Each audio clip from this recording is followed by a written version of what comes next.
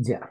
Bueno, ahora vamos a hacer una capsulita relacionada con micrófonos, pero me voy a saltar toda la parte introductoria, ya que me pretendo concentrarme en la parte fundamental, que es el de la transducción.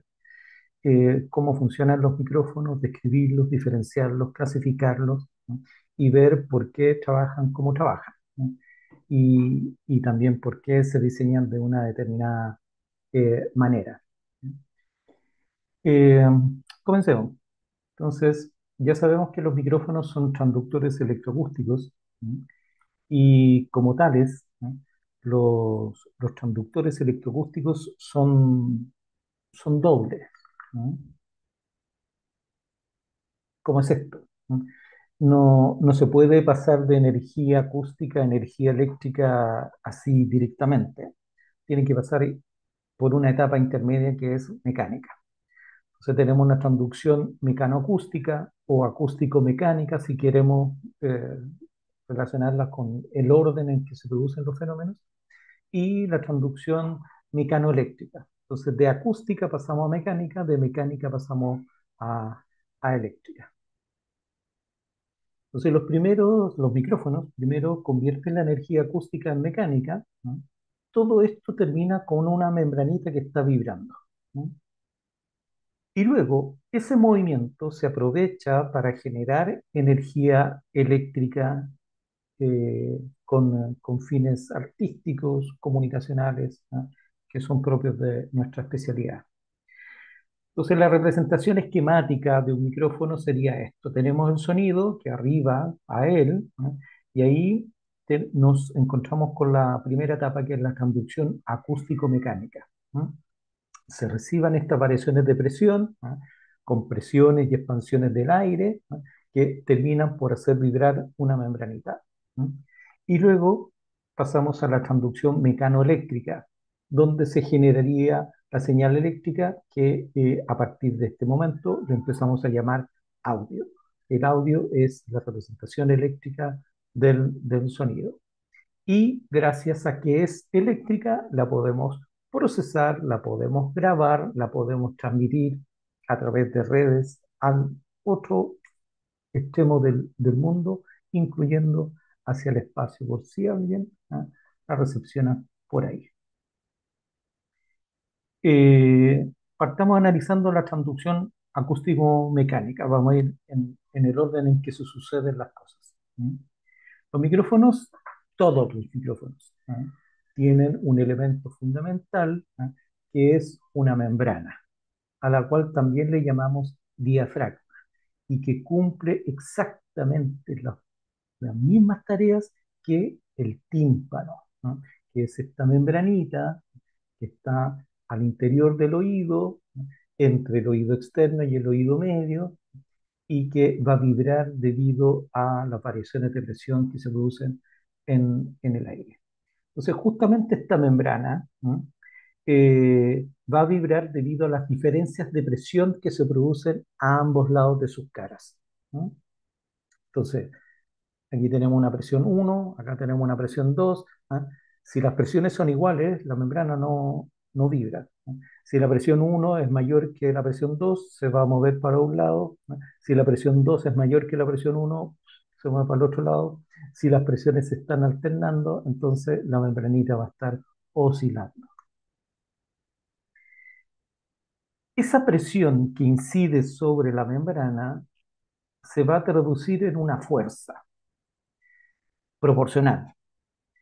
Y esa fuerza va a depender del área de la membrana, de acuerdo a lo que nos muestra esta relación algebraica, ¿no? F es la fuerza, P es la presión, el newton partido por metro cuadrado, y S es el área de la cara de la membrana, ¿no? En esta fotografía podemos observar, ¿no?, la cápsula de un micrófono de verdad, desarmado, desamblado, ¿no? Y podemos ver de que aquí tenemos una membranita de plástico transparente, ¿no? Estos hoyitos, esa ranurita circular donde podemos observar un conductor eléctrico por el color cobrizo, que ya vamos a puntualizar a qué se debe. está pegado a esta membranita, está detrás de esta membranita. Nosotros estamos viendo la cara frontal. ¿No? Y es una simple membrana de plástico en el caso de este tipo de micrófonos. No es generalizable. ¿Ya? Entonces, en este caso, el área de la membrana sería el área total de la cara. Entonces, si aquí incide una determinada presión sonora, se va a producir una fuerza que lo pone en movimiento. Ahora, la forma de vibrar de las membranas rectangulares o circulares varía con los mononormales. ¿No?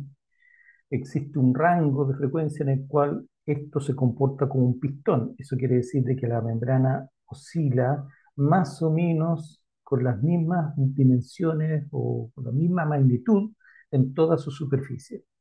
Pero cuando la longitud de onda, ¿ah?, es cada vez más chica en relación al tamaño de la membrana, se producen estos modos. Entonces la membrana va a oscilar de manera compleja. ¿Mm? Si la longitud de onda es menor que las dimensiones de la membrana, la vibración se torna más compleja, dando paso a una serie de modos normales de vibración. ¿Mm? Eh, Debido a que la membrana tiene un área de la cara, los modos de vibración son bidimensionales, a diferencia de las salas, ¿no es cierto?, que tienen modos en las tres dimensiones. Esto es solo bidimensional. Ahora, los micrófonos tienen distintos tipos de diseños, ¿no?, cápsulas, ¿no? Eh, y de acuerdo a eso es cómo van a funcionar, ¿no? El micrófono más básico se denomina micrófono de presión. Este es una capsulita que se caracteriza por tener una membrana, normalmente de sección circular, que está expuesta por una de sus caras al frente de onda, pero la cara trasera da a un volumen cerrado.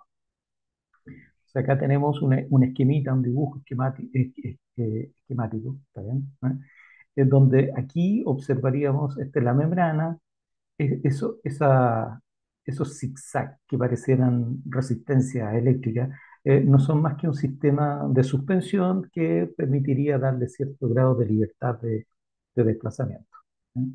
La presión sonora, ¿no?, eh, que incide por la cara frontal, ¿no?, corresponde a la del sonido. Entonces, P1, uno podría suponer de que va a ser una presión fluctuante. A diferencia de lo que sucede en el interior, que tenemos P sub cero. P sub cero es la presión de referencia o presión atmosférica, ¿no? Ahora, la presión interna es la presión atmosférica gracias a este pequeño orificio que es un igualador de presiones, ¿no? Físicamente, acá tenemos una representación ya más tridimensional, ¿no? La membrana estaría en esta porción, ¿no?, montado en esta cápsula cilíndrica donde en la parte trasera tendríamos este orificio chiquitito, chiquitito, tan chico que lo único que hace es hacer de que el volumen interno sea la presión atmosférica, nada más. Es un tipo de micrófono, ¿ah?, que funciona de manera muy similar al oído humano. Entonces, el oído humano tiene la oreja, ¿no?, que es un captador, es una antena, luego el canal auditivo externo, que es un sistema masa resorte, ya sabemos qué es, ¿no? Y terminando en ese tubo tenemos la membrana. Al otro lado de la membrana tenemos un volumen cerrado. Los ruidos son debido a otra cosa, ¿no? Bueno, detrás de este volumen tenemos la presión atmosférica, ¿no? Ahora, para explicar cómo funciona, aquí tenemos dos cápsulas, representaciones similares, ¿no? Veamos qué pasaría si a esta cápsula lo ataca un frente de onda como el que se aprecia ahí en la... ¿no? Estas son las zonas de igual presión, ¿no es cierto? Alta presión, baja presión, alta presión, baja presión, alta presión, baja presión, alta presión, ¿no? Y esas van atacando a la membranita, ¿no? Y van pasando porque se van desplazando, ¿no? Resulta de que aquí nosotros tendríamos alta presión mayor a la presión atmosférica, ¿no? Acá presión atmosférica, y esto haría que la membrana se hunda, se desplace hacia adentro. Luego de esta zona de alta presión viene una zona de baja presión, ¿no? Porque son frentes de onda, ¿no? Entonces, alta presión, presión atmosférica. Y luego tenemos baja presión en relación a la presión atmosférica. Entonces, la membrana va a oscilar para los dos lados. ¿Qué pasa si el frente de onda viniera de atrás? Lo mismo, ¿no? Alta presión, baja presión, baja presión, alta presión, baja presión, alta presión, ¿no? Entonces, esta onda viene de atrás, rodea a la cápsula, ¿no? Y producirá variaciones de presión aquí delante, ¿no?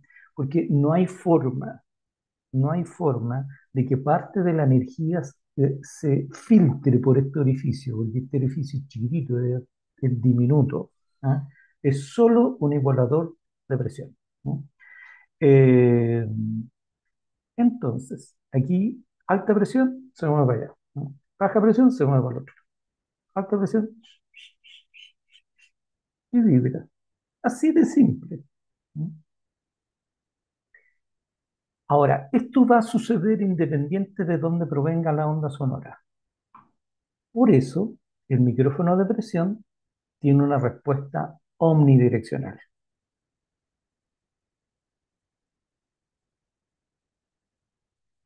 A diferencia del micrófono de presión, el micrófono gradiente de presión está abierto por sus dos caras. O sea, su cápsula es bastante más simple, porque resulta de que no tendría este volumen trasero. Aquí tenemos la membranita, el diafragma, y este diafragma estaría eh, como expuesto al frente de onda por sus dos caras. Debido a esto, ¿no? Este micrófono va a mostrarnos una respuesta bidireccional y lo vamos a demostrar a través de las siguientes imágenes, ¿no? Entonces, acá tenemos dos veces el, el- el sistema, la cápsula, ¿no? Para reflejar lo siguiente. Entonces, tenemos un frente de onda que lo ataca por la parte frontal. Entonces, se producen variaciones de presión, alta presión, baja presión, alta presión, baja presión, alta presión. Y aquí no hay nada. Entonces, la membrana, vamos. Si tuviésemos un frente de onda trasero, por la parte de atrás, ¿no? Alta presión, baja presión, alta presión, baja presión, y la van atacando, la van empujando, ¿no? Con distintas frecuencias, baja frecuencia, alta frecuencia, y simultáneamente, porque los sonidos son complejos. Pero atención, ¿no? Si el frente de onda viniera por el costado, el frente de onda va a ser de que alta presión, alta presión, alta presión, alta presión, alta presión, alta presión. A ambos lados de la membrana tenemos la misma presión. No hay gradiente de presión. ¿Qué significa gradiente de presión? Diferencia. Entonces, el frente de onda está la membrana acá, ¿no? Y el frente de onda lo ataca por el costado. Entonces, el frente de onda hace esto. Entonces, tenemos la misma presión a ambos lados. ¿Cuál es la diferencia entonces? Cero. Y la membrana permanece quieta. Debido a esto, este micrófono tiene una respuesta bidireccional, ¿no? También denominada figura 8 por la forma del dibujito cuando esto lo llevemos a coordenadas polares.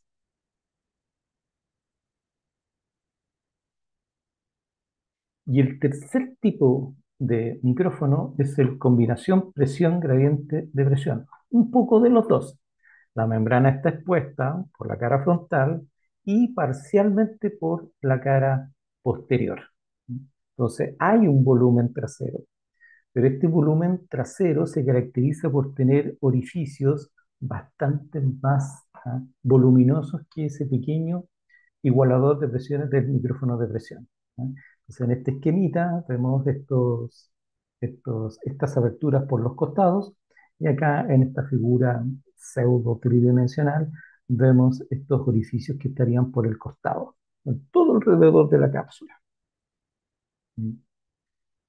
A esta parte se le llama tubo de interferencia y tiene como propósito cancelar los frentes de onda que vienen desde la parte posterior.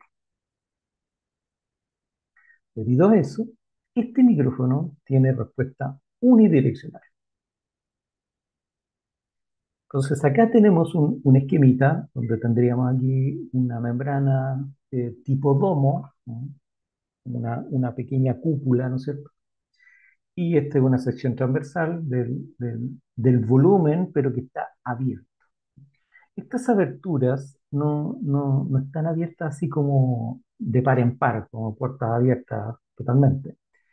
Suelen rellenarse con fieltro, un material absorbente, poroso, o ser tapados por una tela adhesiva, ¿no?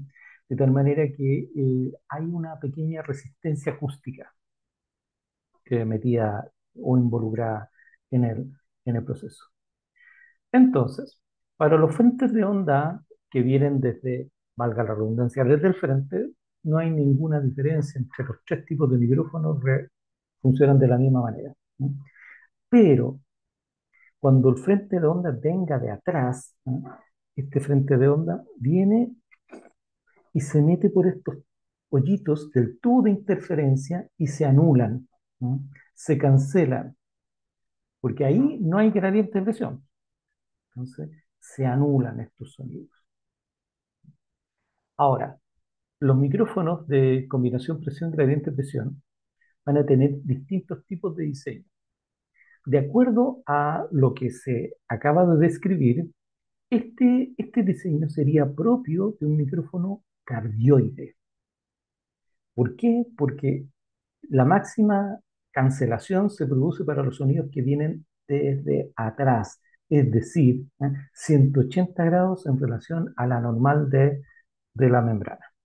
Entonces el micrófono reacciona súper bien a los sonidos que vienen del frente, reacciona con pequeña disminución de la sensibilidad para los sonidos que vienen del costado. Por acá empieza a rechazar y el máximo rechazo se produce para los sonidos de 180 grados. Entonces, si eso lo llevamos a un gráfico polar, nos aparece la típica figura del patrón polar cardioide, que significa con forma de corazón. Pero acá tenemos otros diseños de tubo de interferencia donde tenemos las dos aberturas de los costaditos, igual que a todo esto no tienen por qué ser dos, ¿ah? O sea, si la cápsula es cilíndrica, se supone que los hoyitos están distribuidos en todo el perímetro, ¿no? Ya, pero aquí, como está en corte, observamos dos. Pero además tendría una abertura en la parte trasera. Eso quiere decir de que los sonidos que vienen desde 180 grados no son anulados del todo, van a ser atenuados, pero no van a ser cancelados. Aquí habría una cancelación para sonidos que vienen de un ángulo distinto, así como entre 120 y 150 grados con respecto a la normal, a la membrana. Sí, esta es la cápsula típica de un micrófono denominado supercardioide, que se caracteriza por tener una respuesta polar, ¿ah? Con una pequeña respuesta por detrás y el máximo rechazo, la mínima sensibilidad se obtiene en esos ángulos que acabo de mencionar en su ratito, ¿no? Y acá tendríamos otro modelito, ¿no? Más o menos similar al anterior, solo que la abertura trasera sería más grande. Entonces, resulta de que la respuesta a 180 grados sería más prominente que en el caso anterior. O sea, hay grados de unidireccionalidad. Tenemos el cardioide, está el supercardioide, está el hipercardioide. ¿Y en qué se diferencia uno de otro? En el diseño del tubo de interferencia. Eso es. Eh, un caso bien particular es el shotgun. El shotgun es un tubo largo donde la cápsula está aquí delantito. Ahí está la membrana. Ahí tenemos un Sennheiser que es el MKH70, ¿no? Un micrófono shotgun súper utilizado, es un estándar dentro de la industria. y que tiene respuesta súper, perdón, hipercardioide. Hipercardioide, pero es muy tan hipercardioide que incluso hay algunos que le llaman micrófono LOV, LOVE, pero no con V, sino que con V larga, de lóbulo, ¿no? Y su respuesta es como un lóbulo largo, ¿no? Es muy, muy unidireccional. ¿Y qué lo hace tan unidireccional? ¿No? El tubo de interferencia. Entonces, el tubo de interferencia es largo, está lleno de estas ranuritas que están a ambos costados del tubo, por los dos lados, ¿no? Tenemos estas ranuritas. Ahora, ¿y por qué tan largo? Esto es para que la cancelación se produzca para longitudes de onda lo más grandes posibles, porque por más que sea unidireccional, ¿no? Las frecuencias bajas tienen grandes longitudes de onda y por lo tanto siempre van a tender a incidir por la cara frontal. Entonces, yo necesito que haya una gran cantidad de energía que se anule en los costados, en el cuerpo del micrófono, ¿no? Hasta dónde este micrófono es perfectamente unidireccional, ¿no? Para cuando se cumple esta condición, cuando el largo es igual a lambda cuartos.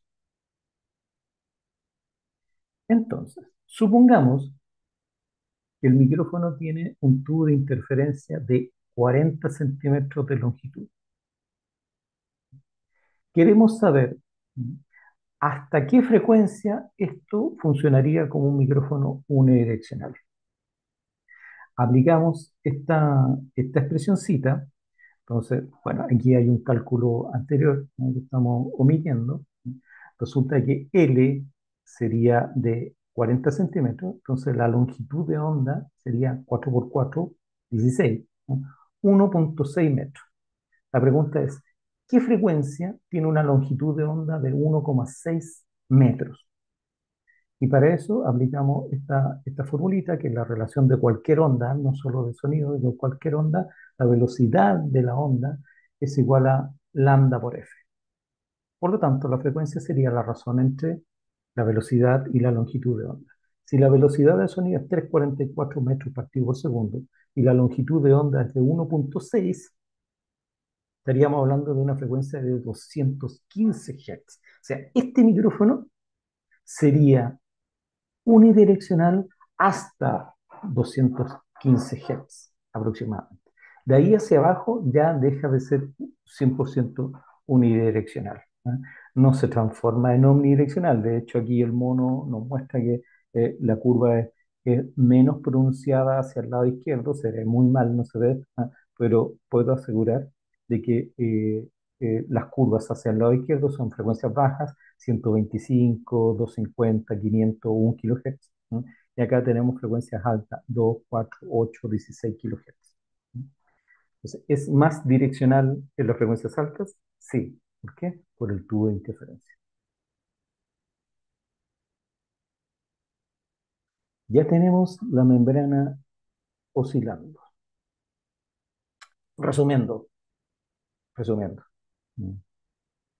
En el micrófono de presión, yo tengo la membrana y en la cara frontal tenemos todo un sistema o circuito acústico, ¿m?, por donde arriba la onda sonora. Por detrás tenemos solo un volumen cerrado.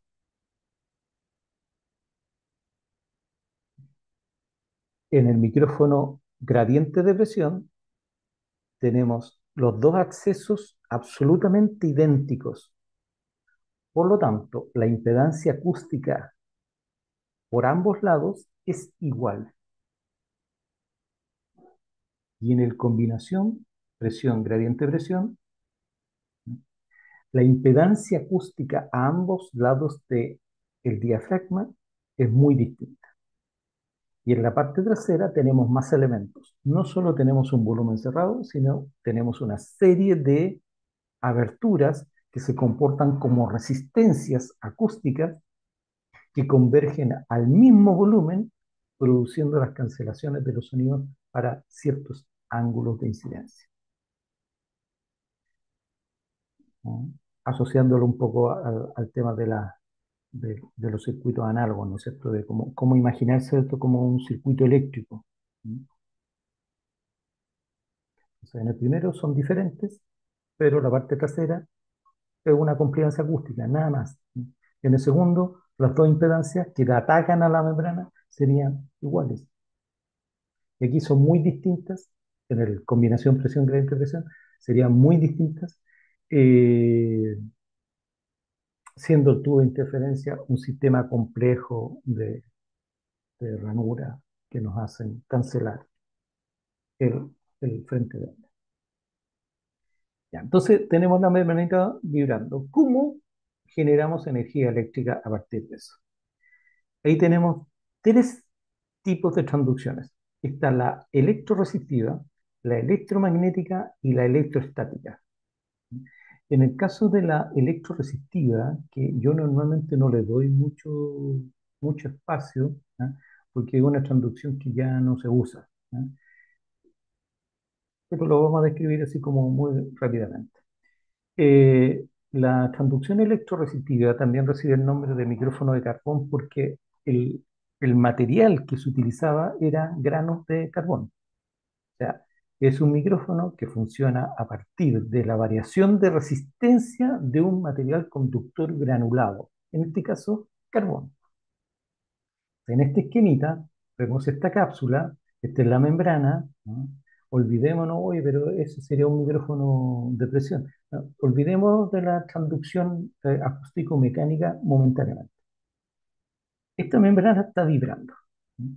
Y aquí tenemos un recipiente, ¿no? Lleno de granos de carbón. Y este conjunto de granos de carbón va a tener una resistencia eléctrica. Adentro de este volumen tenemos unos electrodos que hacen que este elemento esté en contacto con un circuito eléctrico constituido por una fuente de poder, un reostato y un transformador de salida. ¿Ya? El condensador es básicamente para eliminar algunas corrientes parásitas que no aportan en nada, ¿no? Pero la particularidad de que esto funciona como una resistencia variable, se produce una modulación debido a el empuje que hace la membrana. Entonces, la membrana al empujar reduce el espacio y los granos de carbón quedan apretaditos. Luego se separa y se expanden y quedan más relajados. Entonces, cuando se aprieta, disminuye la resistencia eléctrica, cuando se separan, aumenta la resistencia eléctrica. A partir de un voltaje continuo se produce una variación de voltaje, ¿no? O sea, Kirchhoff, este voltaje, olvidémonos de este condensador, pensemos que aquí tenemos solo la batería. Este voltaje se repartiría en los tres elementos, aquí, aquí, aquí, ¿no? Este es constante, pero este es variable. Y aquí produciría una modulación del voltaje. Voltaje en el elemento de granos de carbón, ¿no? Pero funcionaría como una componente alterna sobre una corriente continua. La corriente continua no nos interesa. Entonces el transformador tiene como propósito eliminar la componente continua y tenemos solo la componente eléctrica. Súper simple, súper básico, ¿no? Ya no se usa. Aquí tenemos, eh, se me había olvidado que está este monitor. En reposo, la resistencia en el tiempo sería constante, la resistencia de este elemento. Eh, el voltaje de salida, ¿no? Sería el voltaje en el reostato, que es constante, el voltaje en el transformador y el voltaje en los granos de carbón. O sea, la suma, esto es Kirchhoff, ¿no? El voltaje de la fuente es la suma de todos los voltajes de los elementos.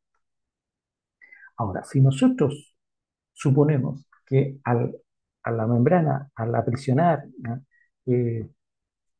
Presionar y descomprimir el volumen interno, ¿no? Va a producir una modulación de la resistencia. RC sería una RCO de referencia en reposo, más o menos un delta R. Entonces, cuando se aprieta, ¿no? disminuiría la resistencia. Cuando se aleja, aumentaría la resistencia. ¿Sí? Tenemos una RCO, que sería una resistencia ahí constante, ¿sí? En reposo, y sobre eso variaría esta resistencia. Y por lo tanto, el voltaje variaría, la componente alterna variaría por sobre la componente continua. Pero ya tenemos una señal alterna, ya tenemos audio, y esa es la gracia de este micrófono. Acá tenemos algunos modelitos. Estas son las cápsulas de los viejos teléfonos de discado, ¿no? Ya no se usan, ¿no? Y este es uno de los primeros micrófonos, un Western Electric, que comenzó a usarse cuando entramos en la era eléctrica, ¿no? Y un micrófono aquí, la capsulita, con este sistema muy rudimentario de suspensión.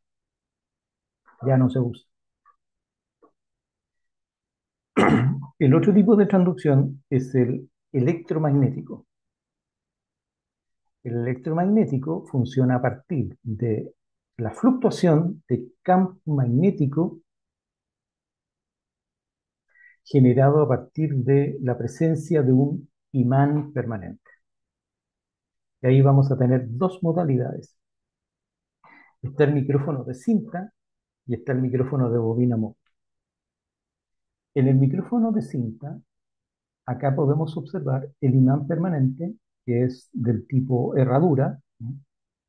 Donde acá tenemos el polo norte y acá tenemos el polo sur.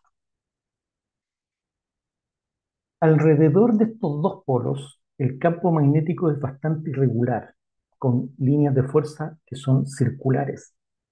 No nos sirve. Nosotros necesitamos una sección donde tengamos un campo magnético constante y homogéneo.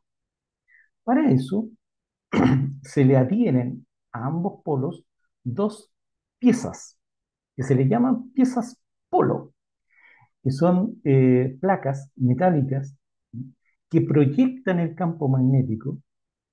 Por ejemplo, esta plaquita, ¿no? Al estar en contacto con el polo norte, ¿no? Queda imantada con el polo norte. Y esta otra, al estar en contacto con el polo sur, queda imantada con el polo sur. Y generamos un entrehierro, un espacio constante de largo L a lo largo de estas dos placas, donde se va a colocar un conductor eléctrico. En este caso va a ser la misma función de la membrana. Y esta es una particularidad de este micrófono, ¿no? La membrana al mismo tiempo es un conductor eléctrico. La membrana es de cara rectangular y de perfil es corrugada, o sea, tiene ahí para darle un poquitito más de resistencia mecánica. Cuando producto de la onda sonora esta membrana vibre, ¿no? Se va a mover con velocidad U y en los dos extremos se va a producir una diferencia potencial que va a ser proporcional a esa velocidad, ¿no? En función de la constante dL, donde D es la densidad del campo magnético del imán en el entrehierro. L es el largo del conductor eléctrico dentro del entrehierro y U es la velocidad con que se mueve el conductor. Súper simple también, súper simple. O sea, una membrana, un imán, dos piezas polo y un transformador de salida. Y ya tenemos un micrófono. Yo lo encuentro fantástico. O sea, esto se mueve con velocidad U y produce una diferencia potencial en los dos extremos. El transformador de salida es un poquitito para elevar el voltaje porque el voltaje es chiquitito, muy chico, tan chico que no nos serviría. Entonces, el transformador aumenta un poco el voltaje de salida. Acá tenemos algunos modelitos, ejemplos. Este es un modelo clásico, el Electro Voice V2, pero estos otros son modelos más modernos, ¿no? El Navi RSN2, el MXL R144, el Rode NTR, el ARC M5, ¿no? En estos dos últimos casos se puede apreciar, ahí está, esa es la cinta. Entonces, se le llama micrófono de cinta porque tiene una membrana que funciona como una cinta metálica, que es el conductor que va a producir la transducción acústico-mecánica y mecanoeléctrica. Mire, qué interesante. Pero sin lugar a dudas que el micrófono más utilizado a nivel profesional y a nivel en general, ¿no? Es el de bobina móvil. Entonces, en vez de una lámina metálica, tenemos un alambre embobinado. Este alambre embobinado en este monito se ve como esta tripita amarilla. Sale el link de donde bajé el mono. Eh, pero en realidad, o sea, se ven dos tripitas paralelas, ¿no es cierto? Pero es la misma que está en corte. ¿Mm? Y esta está adherida a la membrana. ¿Mm? Este trazo grueso es la membrana. ¿Mm? Al vibrar, va a hacer de que esta bobina se mueva dentro del entrehierro del imán. Y en este caso es distinta del micrófono de cinta porque el entrehierro sería circular. ¿Mm? Acá tenemos el imán, ahí adentro tenemos el imán, y las piezas polo serían como un cilindrito que está delante del imán, con el polo norte, y luego un cuenquito que está a todo alrededor con el polo sur. Entonces, la bobina se mueve dentro del entrehierro, genera la diferencia potencial, y por lo mismo que explicaba en el micrófono de cinta, eh, el transformador es para elevar la tensión a la salida. Acá tenemos una, una animación, ¿eh? Donde podemos ver esto, sería la bobina móvil, ¿eh? Estas franjas que van avanzando, ¿eh? Serían los frentes de onda que van empujando a la membrana a su vez empuja a la bobina dentro del entrehierro, polo norte, polo sur, circular, anillos, y se va produciendo un voltaje alterno. Y acá tenemos el transformador de salida y el conector XLR a la salida. Algunos ejemplos de micrófonos electromagnéticos: el Shure SM58, probablemente el más popular de todos, el Sennheiser MD421, el AKG D112 y el Electro Voice RE20.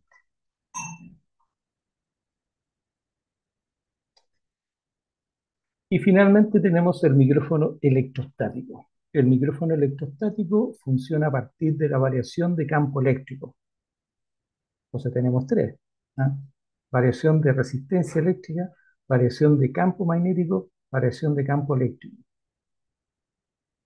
Dos placas planas paralelas cargadas eléctricamente gracias a una fuente de poder generarán una capacidad que va a ser proporcional a la carga inducida, carga eléctrica en Coulomb, y el voltaje aplicado. Pero al mismo tiempo, esa capacidad va a ser proporcional al área de la cara de las membranas y la distancia entre las placas. Entonces, C es la capacidad en faradios, Q es la carga eléctrica en coulombs, B es el voltaje de polarización, epsilon sub cero es la constante del dieléctrico, que es el material que está entre las dos placas. Ese es el área de las placas y en particular de la membrana, porque esta es la membrana. Y X es la distancia.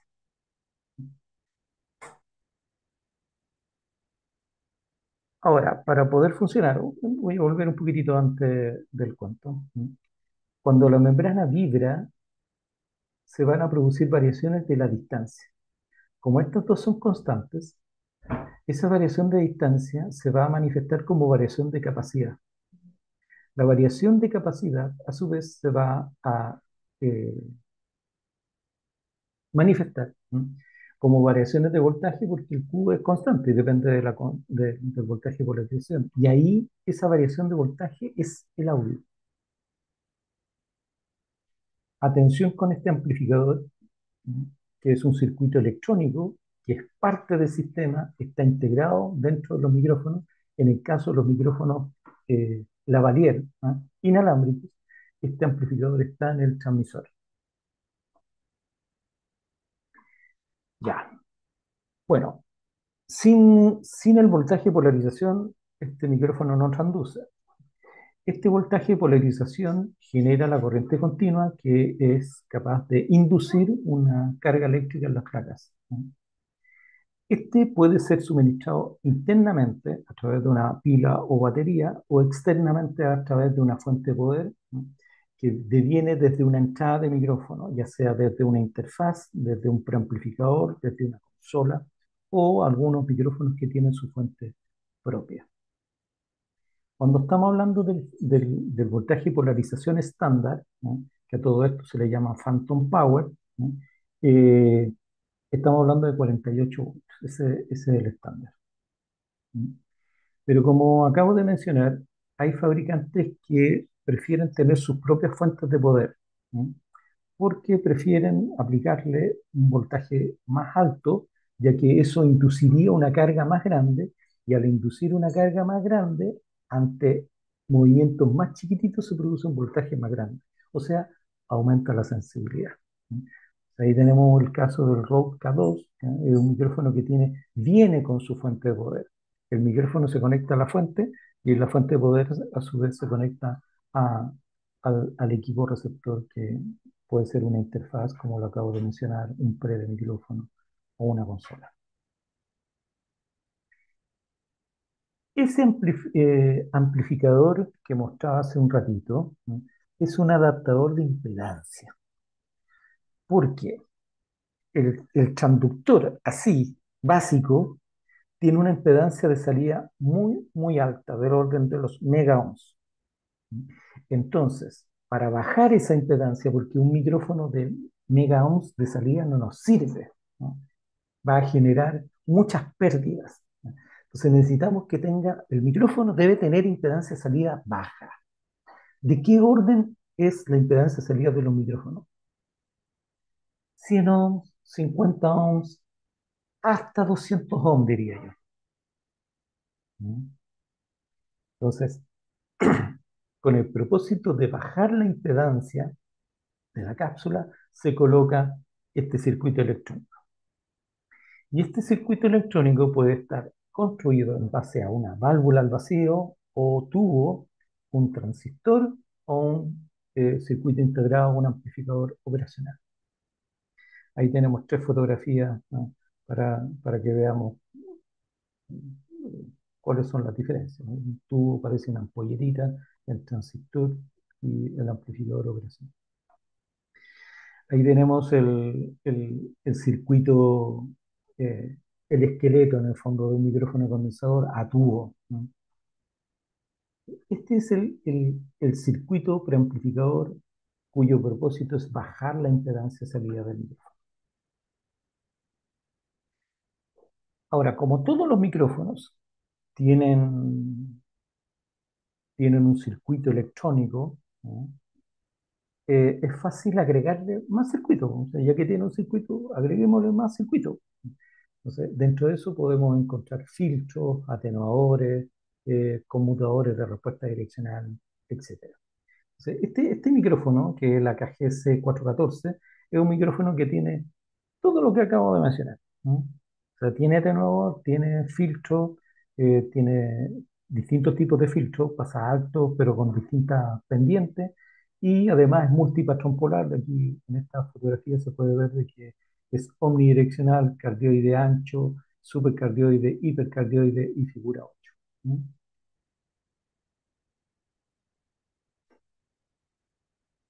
Hay una derivación del micrófono condensador que es el micrófono condensador eléctrico. ¿Cuál es la particularidad de este micrófono?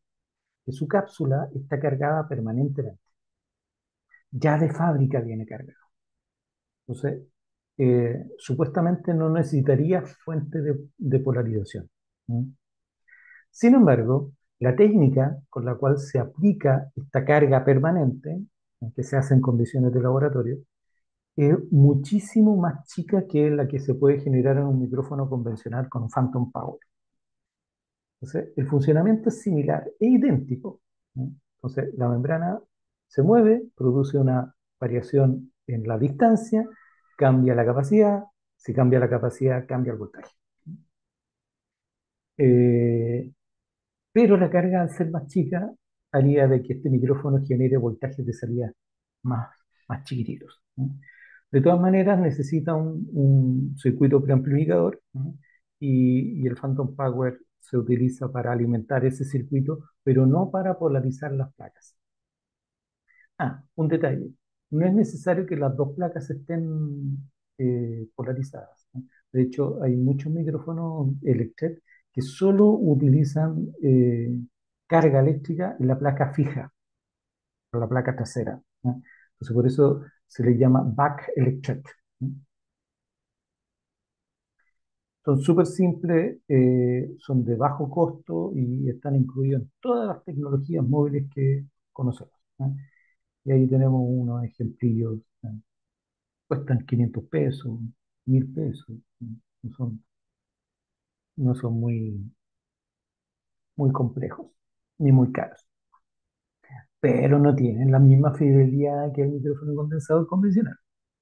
Y finalmente tenemos el micrófono piezoeléctrico, que es un micrófono de carga variable, porque los otros eran de capacidad variable, estos son de carga variable.